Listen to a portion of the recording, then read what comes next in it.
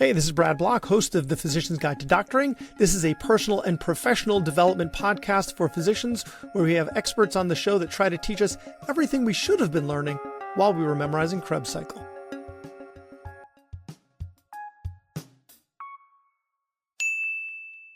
Welcome back to the podcast. Does it ever keep you up at night that you might have an injury or illness that prevents you from working and that could potentially lead to a financial calamity for you and your family?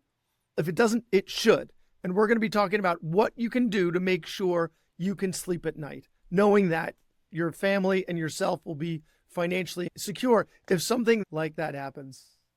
So on today's episode, we have Jamie Fleischner. She's the founder and president of Set for Life Insurance, a leading firm specializing in disability and life insurance for physicians. With over 30 years of experience, she's worked with thousands of residents and attending physicians, helping them navigate the complexities of protecting their income and securing their financial future. Set for Life offers exclusive discounts and guaranteed standard issue policies specifically for medical residents. And if you're not sure what that is, go back to my last interview with Jamie where we really cover that in great detail. She makes it easier for young doctors to obtain high quality coverage without medical underwriting. But that's not what we're going to be talking about today. We're going to be talking about the not so young doctors who are like, do I have the right amount of coverage for where I am now in my life and my career? Jamie's going to be answering those questions. And just to be clear, this is a sponsored episode. So thank you, Jamie Fleischner, for supporting the podcast and the network. Thanks for having me. My first question is, how often should we be reassessing our coverage to see if we're under or even overinsured? It's possibly to be overinsured if you're like financially free or close to it. You want to make sure you have the right amount of coverage. So how often should we be reassessing? There's pretty much three phases in a physician's sort of financial life when it comes to disability insurance. The first phase is in residency coming out of training, and that's when most people initially get their policies and they're well informed about it. They get the discounts, they're really excited, and then they go off into their careers. And oftentimes they don't ever revisit this. They get it and forget about it. And that can be a problem, as you mentioned. So the first part is the residence. The second tier part is really that mid-range. You're just going through your career. You're in your 30s, 40s. Things are stable in your career. And then there's the later part of your career when you're getting ready to phase out, maybe in your 50s or 60s. Retirement is on the horizon. So those are the three major blocks, if you will. But it's really important in each stage to reassess what your needs are. So the typical path is you get your policy in residency. A few years later, maybe you make a partner, you have a bump in income, and you increase your policy. And then again, most people don't revisit it. I personally think it's really important to look at the policy at least every 3 years, just to check in, see where things are, just to make sure everything is in order. Because anytime you have any kind of major life event, that is also the time that you really need to revisit your insurance. So if you buy a house, if you move, if you change jobs, if you get married, if you get divorced, if you have kids, any kind of major life event like that will impact your financial situation. And anything that impacts your financial situation needs to be readdressed with your disability insurance, because disability insurance insures the whole foundation of your financial situation. So if you get your policy during residency, you get it and forget it, and then you go off, you get married, you have a mortgage, and you make partner, you've taken on all these expenses, you have a couple of kids, and all of a sudden you get into an accident or you're diagnosed with something. If you haven't revisited that insurance, chances are you're not adequately insured. So those are the times that you really need to reassess. Okay. That makes a whole lot of sense. It's not like it needs to be at some regular cadence so much that it does need to be a significant change in your financial situation, whether it's changing jobs, change to your family status, anything like that. For instance, the kids are out of the house, right? The kids go away to college. It might be that you're paying for college, but now they're finally off the rolls and you're not paying for them anymore. Now you're in a different financial situation. So I'm working with a lot of people. I'm 30 years in now, and I'm working with a lot of clients that are now in that phase. They're in their 50s. The house is paid off. The kids are out of the house, and they just say, I just need to get to the finish line. I just need the next 5 to 10 years until I'm completely financially independent and I'm ready to be done. And in those circumstances, we also readdress the insurance and say, maybe you're overinsured, like you said. Maybe you peaked when you had everybody at home and you had the mortgage and all of these extra expenses, but maybe now your student loans are paid off, your house is paid off, college is paid for. Maybe you just need to get those next couple of years until you've really finalized retirement. And that's the time where we look at your policy and say, maybe we don't need a cost of living rider on the policy. Maybe you can get by with less benefit. Maybe you can have a longer waiting period. And by trimming the policy, you're also reducing the premium, which is therefore reducing your expenses. Once you're at a point where you're completely financially independent, where you can rely on all your own assets, that's the point where you don't need your disability insurance anymore. Yeah. You're effectively self-insured at that point. You get insurance for what you can't afford if it breaks, right? That's exactly. And that goes for life insurance too. So the goal for life insurance, again, you have young kids, you need, say, $3 million of life insurance. You really need it until you've either accumulated that 3 million or until your kids are hopefully up and out. And so you get to a point where you can wean yourself off, where you have enough to sustain that loss if something happens. So you mentioned life insurance, and I just want to give a quick shout out to Coben Solberg, who is my financial advisor, who is advising us to get life insurance for my wife, which neither of us had considered. So I do want to take this segue to talk about that for a little while before we circle back to disability again, because it's something that neither my wife nor I had thought about, right? Like, I'm the breadwinner. She has some side gigs, like she manages our short-term rental property. She's got a cooking business. She does earn income, but like the lion's share of the money comes from my income. And so we never thought that she would need life insurance. And he's like, what if something happens to her? How much are you going to need to pay in order to replace all that she does financially? And so let's talk about that for a little while, because it's something that we've never considered. And I don't know how to calculate like the hidden so financial I think what you need to do is of her work. So I think you have to look at your overall budget and you say, okay, our overall budget, we need X amount per month to live on and to save and to et cetera. If something happens to you, obviously you need to replace that need. You're the breadwinner, but you have to just look at it economically. If something happens to her, are you still able to cover all of those expenses with your income? And if the answer is yes, then you may not need to have the insurance on her. It's going to be tight. She does. No. So it's not that. It's not that her income is going to need to be replaced, because it won't. It's what she does that now I'm going to need. But yeah, so if you need to hire childcare, if you need to hire somebody to drive the kids to their activities, if you need to have somebody taking care of all of those types of things do have economic value as well. Yeah. So that's where you need to calculate how much would it cost to hire somebody to replace. Exactly. So I don't even know where to begin on how to do that. So if I was to approach you and say, I need to get life insurance for her, like, how much do I need? How do I make that? How do I know what needs to get included in that cost to make sure I'm not? So when I look at life insurance, yes. So sometimes it's easier to look at life insurance on a monthly basis than a large number, because sometimes those large numbers don't make any sense. $1 million, $2 million. So you want to look on a monthly basis. So each $1 million of life insurance brings the household about $4,000 a month. If something happened to her, I need about $3,000, $4,000 a month to be able to hire somebody for some childcare. It has a little bit of extra to maybe I don't want to work as much. It'll relieve some of the pressure, etc. If you need $4,000 a month benefit, you probably need about $1 million. If you say I only need $2,000, you need a $500,000 policy. That's how I calculate that. Yeah. On a month-to-month basis. And the answer is it depends on your household, depends on what your needs are. You've got 3 kids, they're young. Your needs are going to be different than your colleague who maybe has 1 teenager in high school. You know what I mean? So it really depends on your own personal situation. And it sounds like you're not just going to have to calculate the work that they do, but there needs to be an underlying assumption there, especially if there are small kids at home, that you will inevitably need to work less, because there are some things that can't be replaced by someone else doing the work. And so you need to take into account the fact that you will be working less because there are times Yeah. that only a parent can. Okay. So it sounds like you're going to want to round up. attend the back to It's like, school nights. You're yeah, going to want to do the teacher conferences, yeah, and you might need to be around more if you're the only parent. So those are all yeah. definitely considerations.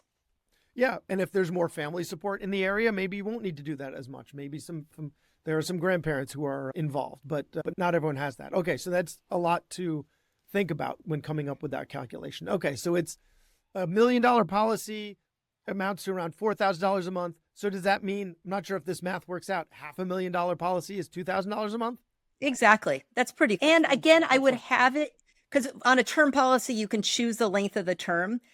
I usually say you want it in force until the youngest kid is about age 25. That's about the time when they're hopefully off the payroll, up and out. So if your Right. youngest kid is 5 years old, you'd probably be okay with a 20-year term on Right. her. But we're not talking about me because we're talking about the spouse who's not a breadwinner or who might be significantly less of a breadwinner.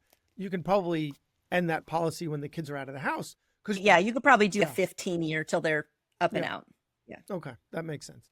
Okay, so let's go back to disability because that's my main concern here. Because for the mid-career physician who's really assessed their needs, and let's say they didn't take advantage, this hypothetical person who happens to look and sound and smell like me, didn't get much of a policy or like barely any policy when they were a resident because they were ill-advised by family members about disability insurance. And now they've hit mid-career and they've done a bunch of podcast interviews or listened to a bunch of podcasts and realized that all they have is this group policy. And what are the factors for a mid-career physician who's then realizing that they need to get disability insurance? So the first thing is it's probably important to be aware of what a group policy offers. And if you're part of a hospital or a large group, chances are you probably have a group disability policy. And typically you're required to sign up for it because they have to have a certain level of participation. Some group policies allow you to opt out, most of them don't. So if you're part of this group, chances are, again, you have this group policy. Yeah. Now, because the group doesn't ask medical questions, they have no control over the risk. So they don't know who they're getting. So as a result, it's just more of a generic type of policy that they offer for everybody. Yeah. So what most group policies say is if you're totally disabled, they're going to give you 60% of your income, and it usually caps out at $10,000 a month or $15,000 a month. If the employer is paying the premiums, that amount is also taxable. So group policies are typically more intended for the rank and file employees and less so for the physicians.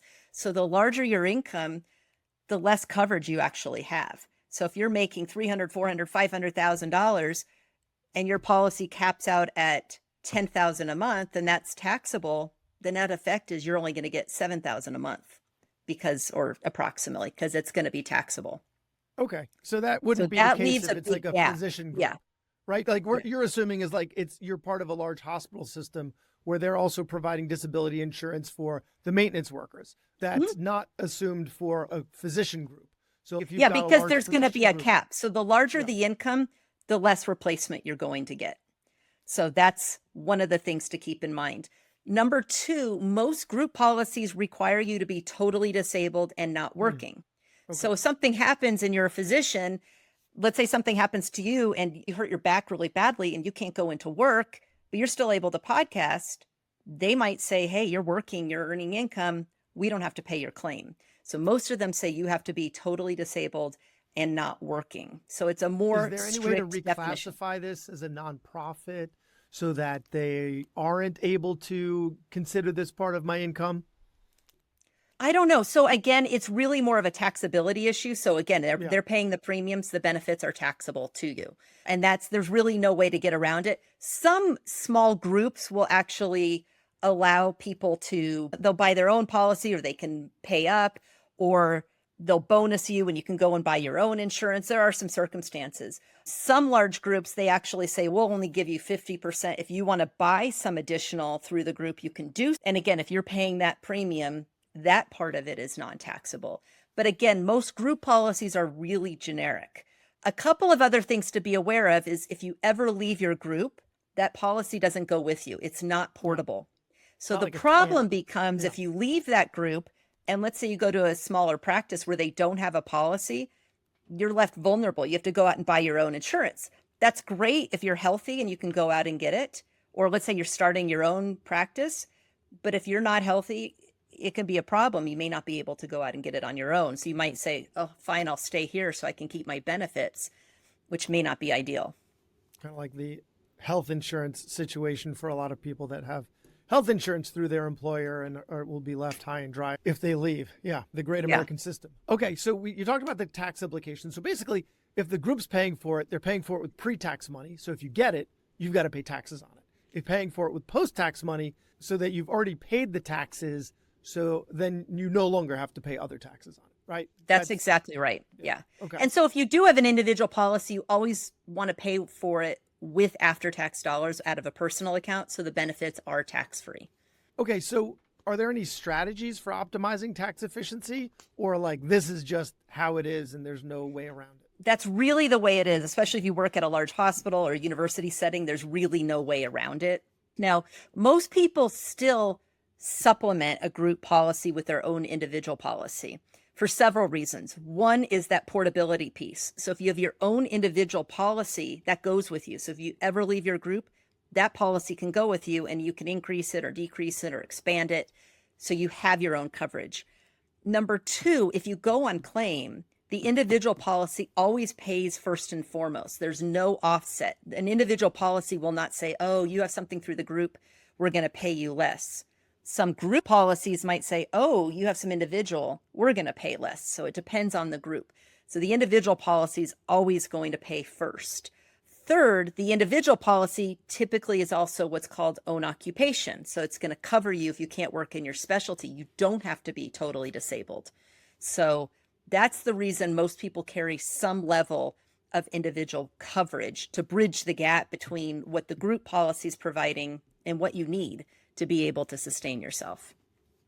So you mentioned health status. You mentioned somebody's health status affecting their premiums. So how does your health status affect it? Because it would seem to me like if you've got a health issue, then they would just put that as an exclusion. And if you have something related to this pre-existing condition, we're not going to cover it. Versus it could be covered, but your premiums have to be much higher. Like, how does that work? You buy an individual policy, they will ask you medical history, head to toe, last 10 years. Yeah. If you've had some medical conditions, chances are they're going to exclude it. So you had knee surgery, you had back surgery, something like that, they will typically exclude it. The only time they add additional premium is if you have pretty significant history, where it's something that maybe it can't be excluded, or we'll give you a policy, but we're going to charge you extra. That happens pretty rarely. Typically, they either say, yes, we can offer a policy, no, we can't, or we're excluding something specific. Yeah. Okay. So if you've got like a bunch of medical problems that could then lead to other problems, right? Like we're talking about like a severe autoimmune disease or diabetes. You're type 1 diabetic or something. Yeah, it can make it really tough. Yeah. Yeah. Okay. All right. So it'll be excluded, but for a lot of things, like you needed a knee replacement, that would be excluded, but it wouldn't make your premiums higher. That's correct. Now, if you do get a policy and they put an exclusion on the policy, it's really important to ask them if they'll ever reconsider it. So like you mentioned, knee surgery. So I have clients, they get a policy, they had knee surgery last year, they'll exclude that. We always ask, when can that be reconsidered? Sometimes they'll say, once you've been treatment free for 3 years, 4 years, 5 years. And at that time, assuming you've had no problems, you can request for them to remove that exclusion. So that's really important too. So once that's removed, that's covered. Yeah. Okay. How do we figure out how much we need? Because it seems like there's some conflicting information here. You're saying anything that's contradicting yourself, but like you need a certain amount of income. You've already got a group policy, right? So then you don't need enough to completely replace your income because you already have a group policy. However, if you leave your current job, now it does need to replace your total income, or is it so there's only a maximum amount you can actually purchase. So there's something called income and participation limits. So during residency, you can automatically get $5,000 a month benefit regardless of income. Once you're out of residency, they will only allow you to get a certain amount based on your income. So typically you can replace about 60 to 70% of your gross income, or about 80% of your after-tax income. So when you apply for a policy, they'll say, okay, you're making $300,000. You have this group policy that covers you up to $10,000 a month. We'll let you supplement with X amount. So there's only a maximum amount you can get. So you can never overinsure. You can never say, oh, I need $15,000 a month, but your take-home pay is $10,000 a month, because if you go on claim, you're not as incentivized to try to at least go back to work. So there's only a maximum amount you can get. But the answer to your question really depends on how much you need to have. So some people need as much as they can get. They're the breadwinner, or they live on to the full extent of their income. They have a lot of expenses. They want the maximum amount. Some people live way below their means, and maybe they're single and they don't have a lot of expenses. They don't have loans. So they only get a smaller amount to cover whatever their take-home pay is. Yeah. All right. That makes a lot of sense. All right. Is there anything else that you would want a mid-career physician to know about regarding disability insurance or life insurance that we haven't spoken about yet? Like where to find the holes that need to be plugged? I think when you're in your mid-career, you also need to assess your overall financial situation, because it can start to become more expensive to get disability insurance if you are mid-career, because policies are based on your age and sometimes your health. And so I think you really need to prioritize how much you need to have. And maybe there's some riders you can forgo. Maybe you don't need the inflation rider. Maybe you can wait 180 days till the benefits kick in. So maybe there's some movement in there on how to set up the policy to try to keep that premium down while still taking care of your needs. So it's a little bit different than when you get your policy early on, where you have a lot of vulnerability and it's not as expensive. So you want to look at that overall situation, and you do want to look at the household. So if something happens, maybe there are two people earning an income. Maybe you don't need to both insure to the full amount. Maybe you take a look at that and say, okay, maybe we each need to cover some of it to be able to balance out the cost of it. So that's something to keep in mind. In terms of the life insurance in the mid-career, again, rule of thumb is you need about 10 to 12 times your income to replace your income if something happens to you. And you want to have that insurance in force until you've either accumulated enough assets to self-insure, or like I said, till the kids are up and out. So if you have a 5-year-old, a 6 and an 8-year-old or something like that, you probably would be fine with a 20-year term till that kid's 25 and about 10 times your income. Rule of thumb. Again, depends on your situation, depends on your assets and your debt and all of that. But that's just approximately what you'd be looking at. And that makes a lot of sense, especially what you said about finding some riders that you wouldn't necessarily need, right? If it's more expensive to have a policy that's going to kick in 90 days after your injury than 180 days, you're basically self-insuring for that 90 days. And if you're mid-career, hopefully you've got enough in savings that you can handle that before the disability kicks in which case then you don't have to pay, because it's ultimately, this is gambling. Like you're paying for someone else to take this risk for you because you can't afford to do it. You're pooling risk with your colleagues, and the disability insurance company is there to facilitate that pooling of the risk. And so if you can handle more risk because you have enough in savings, then you should, because your premiums will be lower accordingly. And that you can foot yourself, you should. Exactly. And some of it also depends on how much debt you still have. Maybe you've paid off your loans. Maybe you don't have a mortgage anymore. It just really depends on your overall situation. Yeah. But I do think mid-career, you do want to assess your overall financial well-being and really prioritize what's most important, so you're not overspending on the insurance either. Yeah.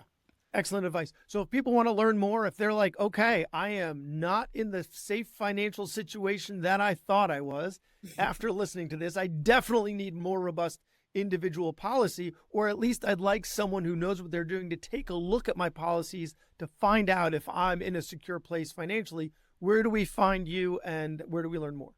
So the best way is just to go to our website, setforlifeinsurance.com. You can request a quote. There's also a lot of information on there. And like you mentioned, a lot of people come to me and say, I bought this policy 10, 15 years ago.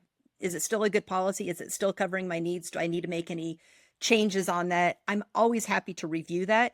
And one other thing I did want to mention is we work as independent brokers, which means I don't work for any particular insurance company. So I don't have a bias where this is the best policy, this is the only policy available. I will shop it around. So what I might recommend for you might be totally different than somebody with different criteria. And so it really makes sense to be able to shop it around to make sure, again, you're not overspending. Maybe you have all the discounts available, you have all the appropriate things on your policy, and it's set up properly. Fantastic. Jamie Fleischner, thank you so much for your time and all you do for physicians. Thank you so much for having me. I really appreciate it. Thanks for listening. So please share it or like it or comment on a social media post or write us a 5-star review. Thank us again for listening to The Physician's Guide to Doctoring.